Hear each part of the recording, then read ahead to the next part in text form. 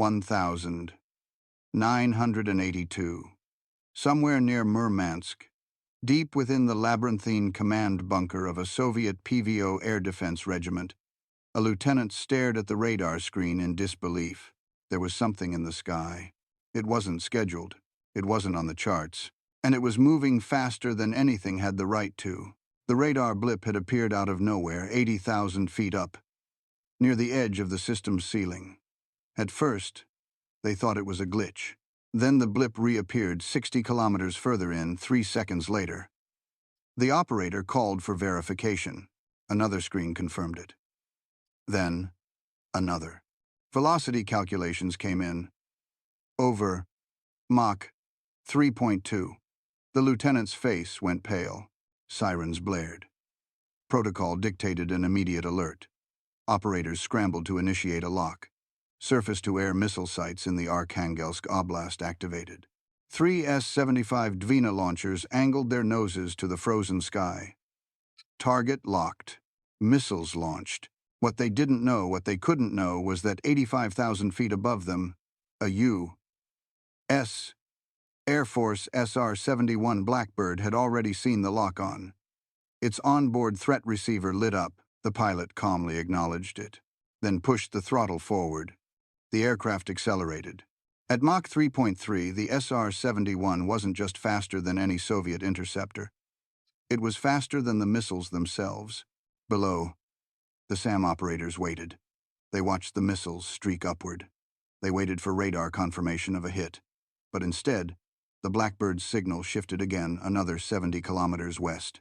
It hadn't slowed. It hadn't turned. It had outrun the missiles.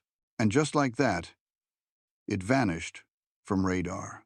What remained were fragmented trails of vapor across the stratosphere, decaying radar echoes, and stunned Soviet crews asking themselves the same question: what the hell was that?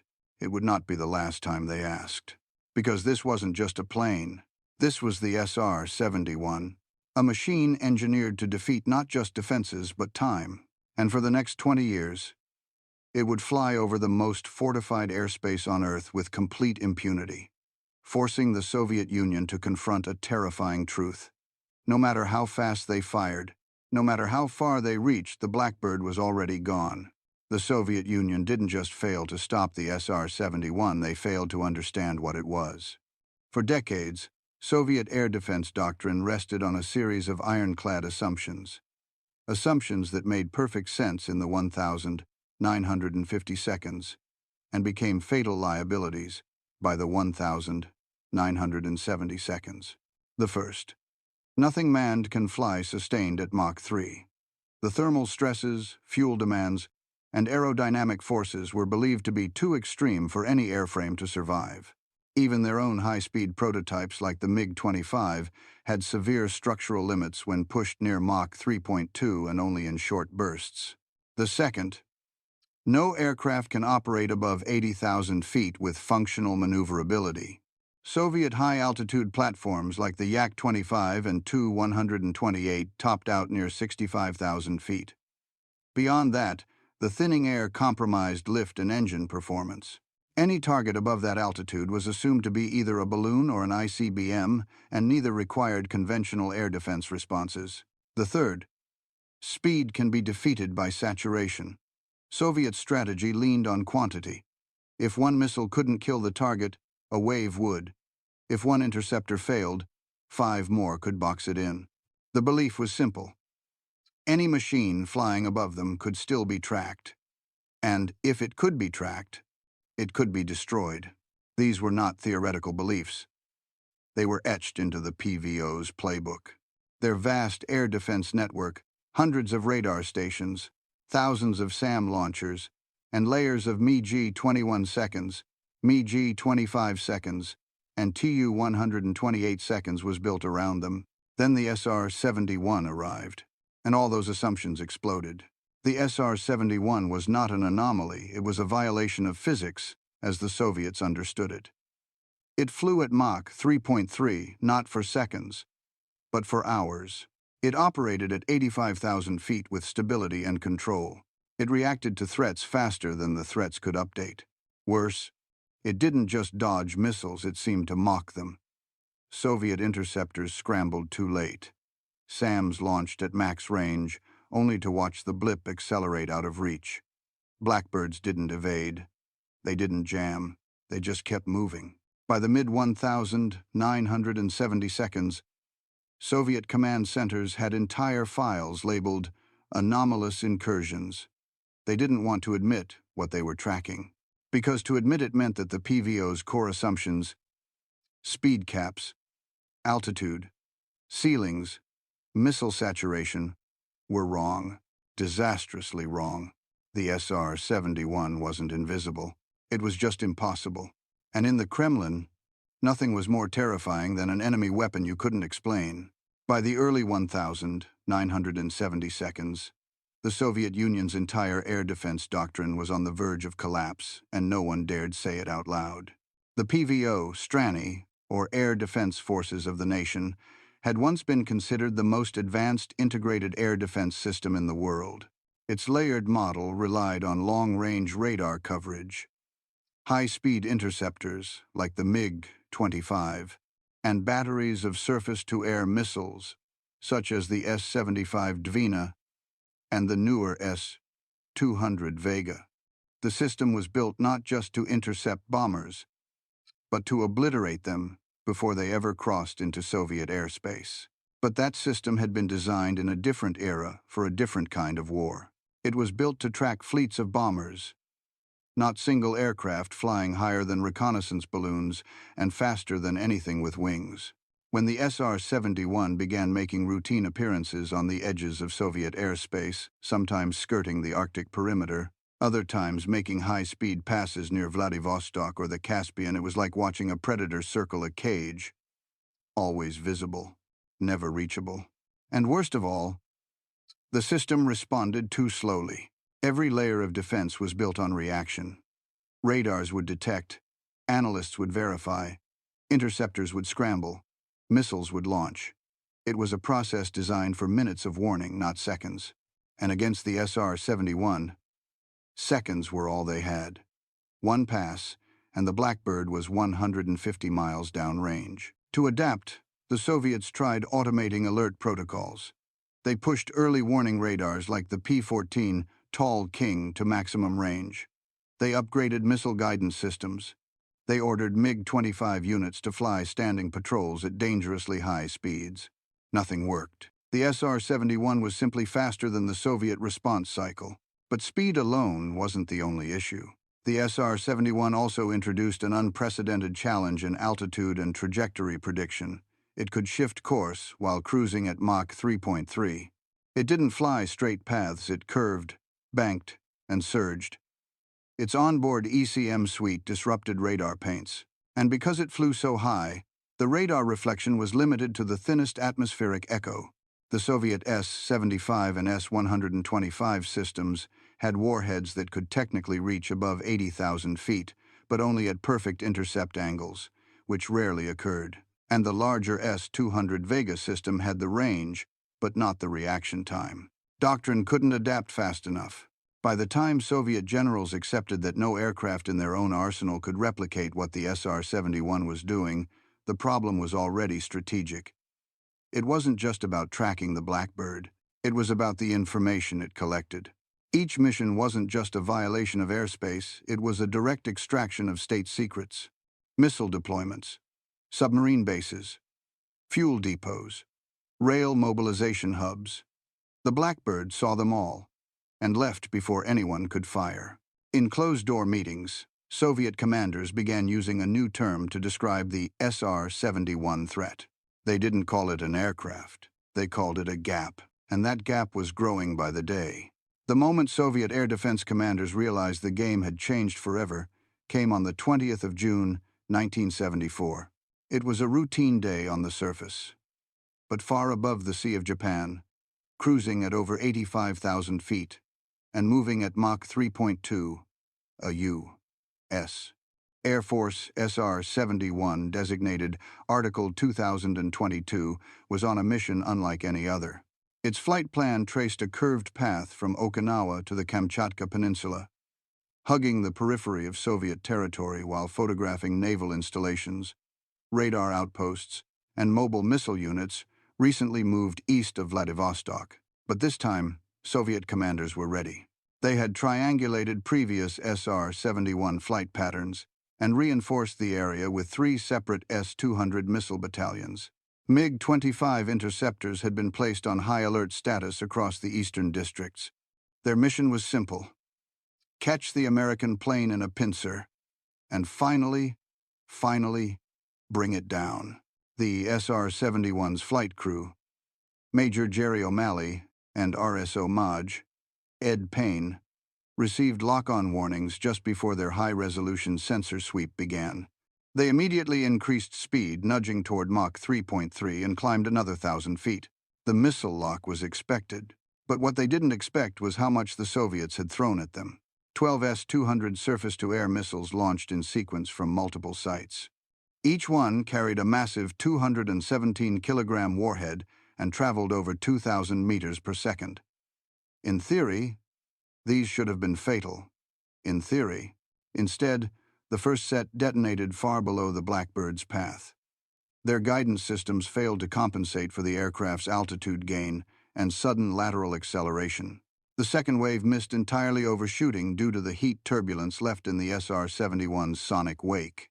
By the time the MiG-25 seconds got within range, they were already behind. The Blackbird had passed them at twice their altitude and was pulling away impossibly fast. One pilot later wrote in a debriefing, "It looked like a comet, a blue flame in the sky that disappeared before I could blink." At mission control in Okinawa, telemetry data showed that the Blackbird had not only outrun every missile, but had completed its entire imaging run before Soviet systems could recalculate a new intercept vector. The mission returned without a scratch. The film it carried revealed every Soviet naval deployment across the Pacific coast: 6 ballistic missile submarines, 8 destroyers, new S-125 launch pads under construction near Petropavlovsk. But what mattered most wasn't what the SR-71 saw, it was what the Soviets didn't see. Not a scratch. Not a lock-on success. Not a chance. Back in Moscow, the debrief was somber. The SR-71 had flown within striking range of one of the most fortified zones in the Soviet Far East, and left untouched. The phrase circulated through internal memos and into planning meetings. "We were too slow. Had a man on not health." That day marked the first impossible event. The day they realized the SR-71 couldn't just evade, it could win. The mission over the Sea of Japan should have triggered an overhaul of Soviet air defenses. Instead, it triggered denial.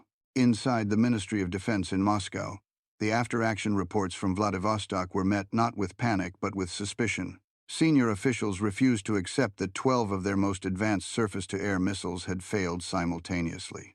The odds, they claimed, were too improbable. They blamed the crews. They blamed bad data. They blamed weather. But none of them blamed the aircraft. Because to admit the truth that the SR-71 had not only outrun their entire missile network, but had done so while gathering strategic-level imagery over vital naval assets would have meant acknowledging that decades of Soviet air defense doctrine were obsolete. So they denied it. Instead of launching an investigation into the Blackbird, the Kremlin launched an investigation into its own operators. 3 battalion commanders were demoted. Radar crews were reassigned. Pilots were interrogated. Reports were rewritten. The phrase "system malfunction" appeared in nearly every file. KGB officers suspected otherwise. Internal memos warned of a dangerous new pattern where the system blamed itself rather than confront its failure. One agent wrote, "We are correcting the wrong problem because we fear the real one is unsolvable." Yet the denial held. The Politburo insisted that American reconnaissance aircraft could not fly above Mach 3 for extended periods. They pointed to Soviet flight testing of the MiG-25, which overheated after less than 6 minutes at top speed. "No aircraft built of metal," one aviation advisor claimed, "can survive such heat loads." Lockheed had already solved that problem with titanium, but the Soviets didn't believe it. Or couldn't afford to. For now, the official conclusion read, radar anomaly, operator error, engine distortion on returning flight path. The real conclusion never made it to the official record, but it echoed in the minds of those who knew better. The Americans had built something untouchable, and every second the Blackbird flew, it made the Soviet military visible to the world, to their enemies, and worst of all, to themselves. As the SR-71 continued its ghost-like appearances over Soviet airspace, Moscow clung to theories that were more comforting than correct. And the first wrong theory came not from generals but from the engineers. They insisted the aircraft had to be stealth. After all, the MiG-25's onboard radar couldn't track it. Ground-based arrays saw the Blackbird appear and vanish like an illusion, and no matter how many missiles they launched, none ever achieved a proper lock. The only logical answer? It wasn't a plane, it was a phantom. In late 1974, a Soviet aerospace research group submitted a classified analysis to the Ministry of Defense. Their conclusion: the Americans had developed some form of radar-absorbing paint or exotic material that rendered the aircraft undetectable. They pointed to electromagnetic distortion patterns on the radar return logs. The signal skips, one analyst noted, as if the aircraft has no edges. The theory gained traction. It explained the failure of targeting systems, it explained the gaps in tracking data, and best of all, it shifted blame away from doctrine. The SR-71 was invisible, they claimed. Not fast, invisible, but they were wrong. The Blackbird was never stealth, not in the way future aircraft like the F-117 would be. It had one of the highest radar cross-sections of any reconnaissance aircraft. Its long fuselage, massive twin engines, and delta wings practically lit up radar. Pilots even joked that if you couldn't see an SR-71 on radar, your radar was broken. What fooled the Soviets wasn't stealth technology, it was time. The SR-71 moved through radar sectors so quickly that systems couldn't track it across multiple nodes. Soviet radar networks, optimized for predictable bomber routes, couldn't recalibrate fast enough. By the time a SAM battery locked on, the Blackbird had already moved beyond its engagement envelope. But Moscow didn't want that explanation. It was easier to believe in American sorcery than American speed. The ministry ordered research into counter-stealth measures. They launched secret projects to create ultra-wideband radar arrays. They even floated proposals for plasma curtain detectors, science fiction tech decades ahead of its time. None of it worked, because the problem wasn't invisibility. The problem was the Blackbird was there, plain as day, just too fast to touch. And while Soviet theorists debated phantom paints and exotic metals, the real threat was photographing their most sensitive sites. Every minute they spent chasing shadows was another minute the SR-71 spent collecting secrets. It wasn't stealth that defeated them. It was reality. By 1976, the Soviet Union had encountered the SR-71 more than 200 times. Each time ended the same way, with a blurred radar trace vanishing westward, and the bitter taste of helplessness. With conventional explanations crumbling, Soviet theorists reached for a new idea, one even more outlandish than stealth.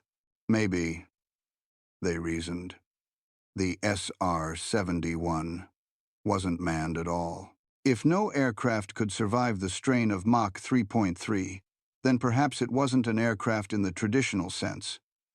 Perhaps it was a drone, a remotely piloted platform, or even an early form of autonomous vehicle.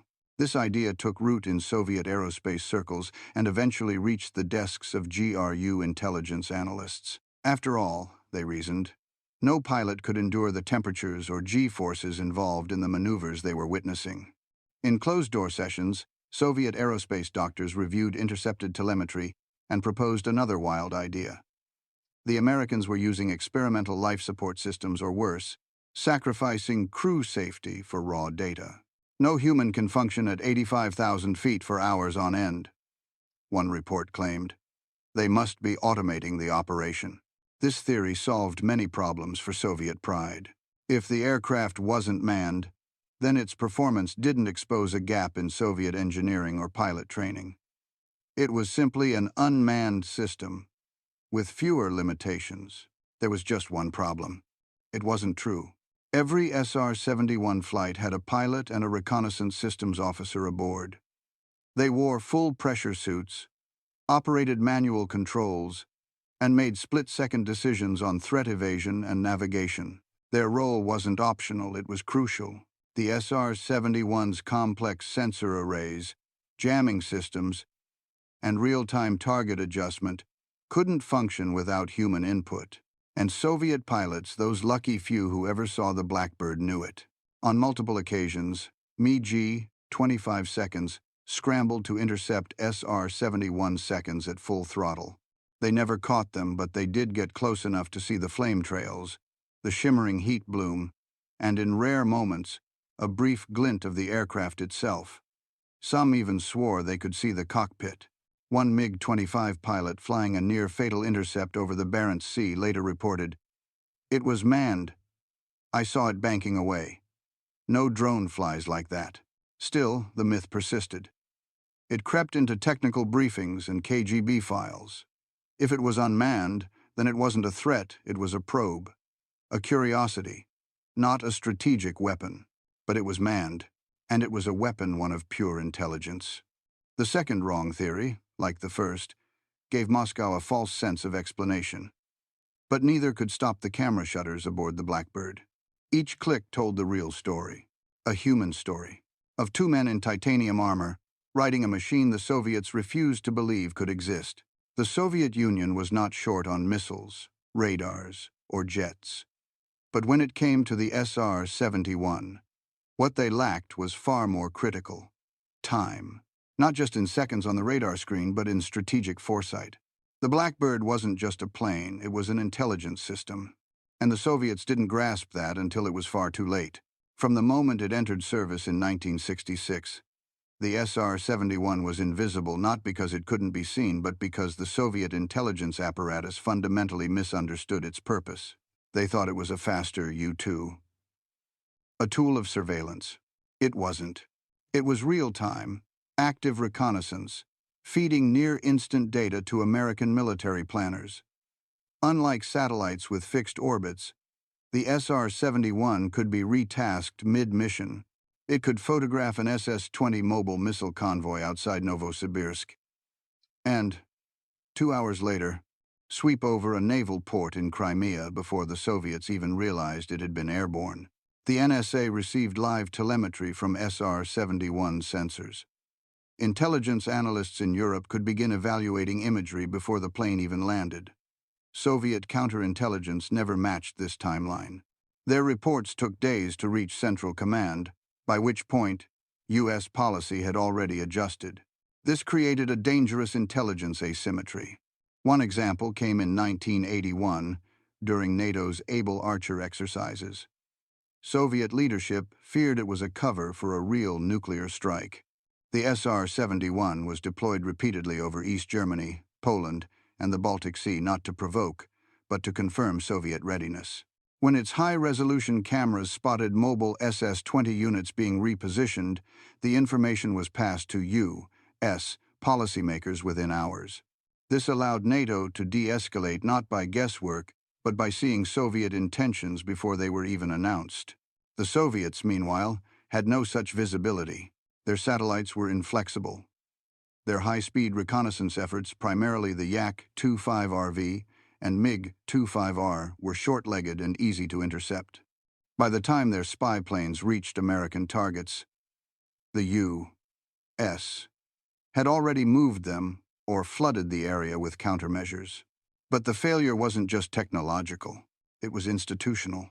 The Soviet Union had never envisioned a strategic environment where one aircraft could see, evade, and report faster than an entire defensive network could respond. Their doctrine assumed periods of warning. Their intelligence assumed symmetrical timelines. The SR-71 shattered both assumptions. To compensate, the Soviets poured resources into reactionary fixes. They accelerated the MiG-31 Foxhound program designed to intercept high-altitude intruders.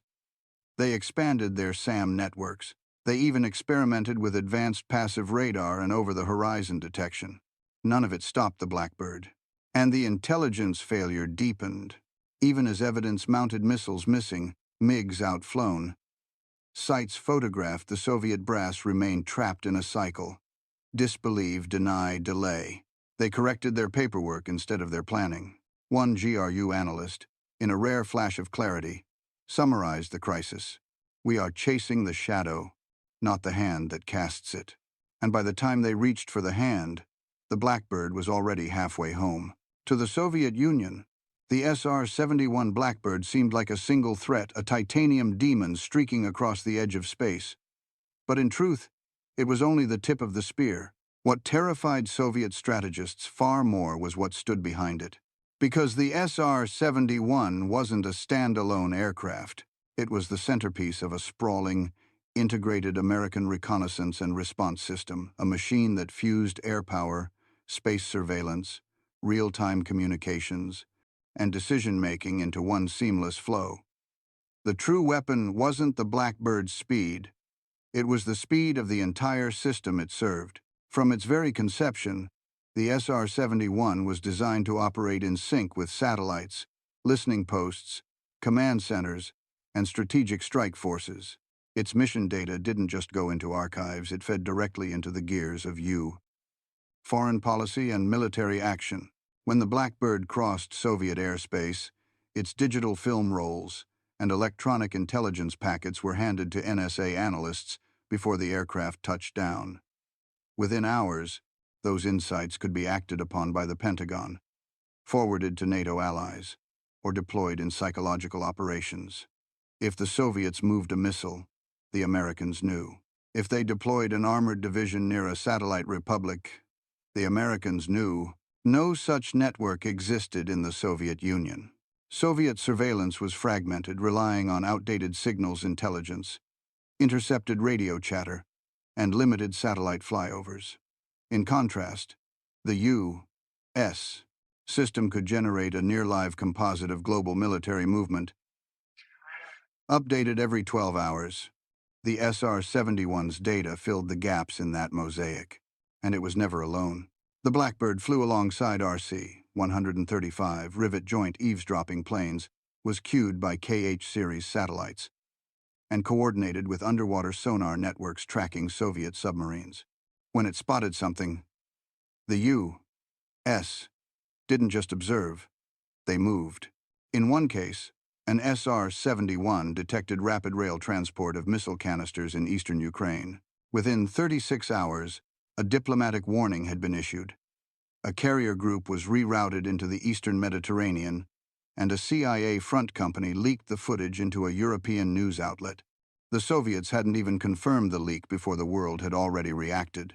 This wasn't reconnaissance, it was dominance. The Blackbird also served another quieter role, a signal. Its deliberate, public overflights of Soviet periphery zones weren't just for information. They were reminders. Reminders that America could see. That no bunker, train yard, or convoy was safe from exposure. In a regime built on secrecy, exposure was existential.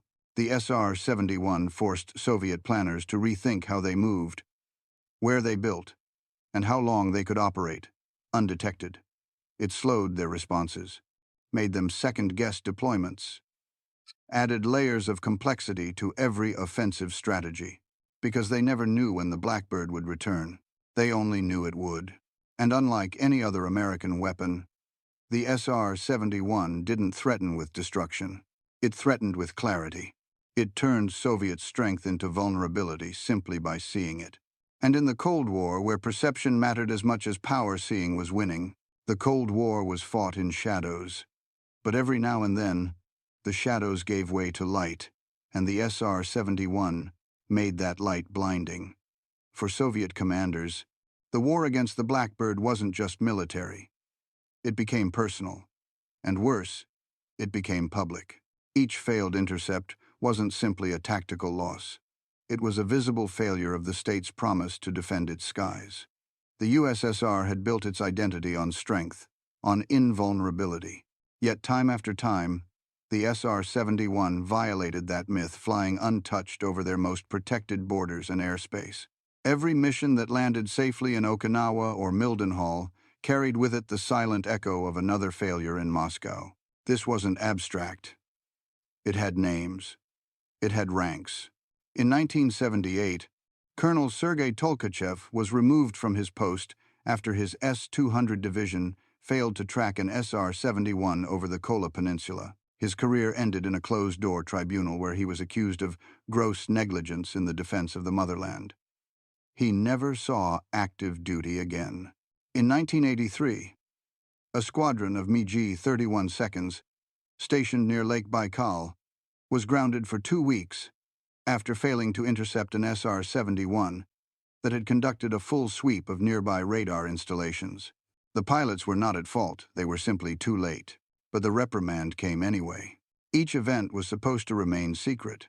But within Soviet military circles, the Blackbird became a whispered name, a ghost, a curse. Young pilots feared being assigned interceptor alerts during its known flight windows, not because they would die, but because they would fail and be remembered for it.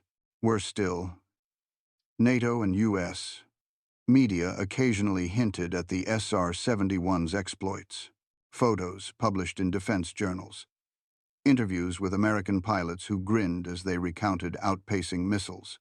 The Soviets tried to dismiss them as propaganda. But inside the walls of the GRU, the photographic evidence spoke louder than words. Then came the most symbolic insult of all. In 1986, during the final years of peak SR-71 operations, one Blackbird flew a full surveillance loop from the Norwegian Sea, around the Baltic, across Eastern Europe, and back, crossing within range of over 15 Soviet missile sites. It was a deliberate, strategic signal. Every missile missed. 2 Mach 31 seconds scrambled too late. Soviet command was forced to issue an internal directive. Do not engage the SR-71 unless a clear kill probability exists. Avoid wasting missile stockpiles. In other words, ignore it. The humiliation was now formal doctrine, and for a system built on projecting dominance, ignoring an enemy aircraft was an open admission of impotence. The Blackbird had done what no bomb ever could. It made Soviet command look helpless. By the late 1980 seconds, the Soviet military had more radars, missiles, and interceptor squadrons than any other nation on Earth. But none of it mattered. Not when it came to the Blackbird. The SR-71 didn't just outfly their weapons, it outlived their worldview. Because the Soviet Union had built its identity on a lie. That strength came from mass, from iron, from the sheer scale of military force. Rows of tanks, thousands of warheads, endless convoys, and above it all, a belief that numbers could compensate for innovation. The SR-71 proved that belief false. Again and again, it showed that speed could beat saturation, that altitude could negate accuracy, that real-time intelligence could undermine entire formations before they ever moved. The Blackbird didn't just escape Soviet airspace. It erased the logic that Soviet defense had depended on for 40 years. This wasn't just a technical problem, it was an ideological implosion. Because every time the SR-71 returned home untouched, it forced a quiet admission inside Soviet command rooms. The Americans had seen everything, and the Soviets couldn't stop them. Not once, not ever. And the Blackbird had done it without firing a single shot. By 1989, the cracks in the Soviet system were no longer subtle. The Afghan war had drained resources, the Warsaw Pact was unraveling, and inside the Kremlin, the old guard had run out of explanations. But the SR-71 remained, still flying, still watching, still unstoppable. A machine older than some of the officers sent to stop it, still immune to the most advanced systems the Soviet Union could deploy. In one final act of quiet desperation, a classified internal memo to the Ministry of Defense offered a grim assessment. We cannot defend our skies against the SR-71. We must reconsider whether airspace control is achievable in the current strategic environment. That wasn't defeat in combat. It was defeat in doctrine. Because the moment a system admits it can't protect its own territory, it's no longer a system of defense. It's a museum. and the SR-71 had flown over that museum for decades. Cameras, rolling. Today, the SR-71 is no longer in the skies. It sits in museums, silent, towering, black as midnight. Tourists walk beneath it, staring at the titanium skin, the impossible engine curves, the cockpit that once flew above the reach of nations. But in the minds of those who served during the Cold War, especially those on the other side, it never truly left. In former Soviet archives, now declassified, references to the Blackbird still read like ghost stories. The streak that defied the system. The aircraft beyond reach. Some commanders refused to discuss it even decades later. Others admitted, bitterly, that they admired it. Not because it was beautiful, though it was, but because it had made them feel powerless. And powerlessness is the last thing the Soviet system could ever admit. The SR-71 didn't topple the USSR. It didn't fire a missile, drop a bomb, or break a wall. But it shattered something deeper. It shattered the illusion of control. It exposed the myth that mass could stop innovation, that ideology could outperform engineering, that secrecy could survive the light of precision. In the Cold War, victory wasn't always measured in battles. Sometimes it came from a streak of fire across the sky, from a camera shutter clicking silently above a missile field, from the roar of jet engines fading into the edge of the atmosphere. The SR-71 was never shot down, never touched, never stopped. It came, it saw, and it left behind one truth no radar could jam. Speed is a weapon, clarity is power, and sometimes the most dangerous thing in war is being seen.